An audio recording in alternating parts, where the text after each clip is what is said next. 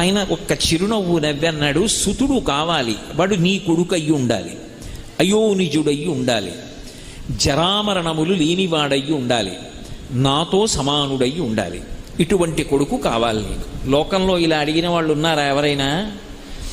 భక్తికి ఎంత పరవశించిపోతాడు పరమశివుడు అన్నదానికి పరాకాష్ఠ నందీశ్వర వృత్తాంతం.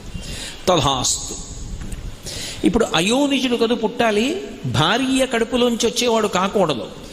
శిలాదుడు సంతోషించాడు, వెళ్ళిపోయి ఆయన ఒక యజ్ఞాన్ని సంకల్పం చేసి యజ్ఞం చేస్తున్నాడు. ఆ యజ్ఞం చేస్తూ ఉండగా ఆ యజ్ఞకుండంలోంచి అకస్మాత్తుగా అగ్ని 1000 సార్లు దాని కాంతి పెరిగిపోతే ఎలా ఉంటుందో అంత కాంతితో ఒక బాలుడు పైకి లేచాడు. లేచి యజ్ఞకుండంలోంచి బయటికి వచ్చాడు. ఓ శివానుగ్రహంతో నాకు ఈ కుమారుడు కలిగాడన్నాడు. వాడికి ఉపనయనం చేశాడు. వేద విద్య అంతా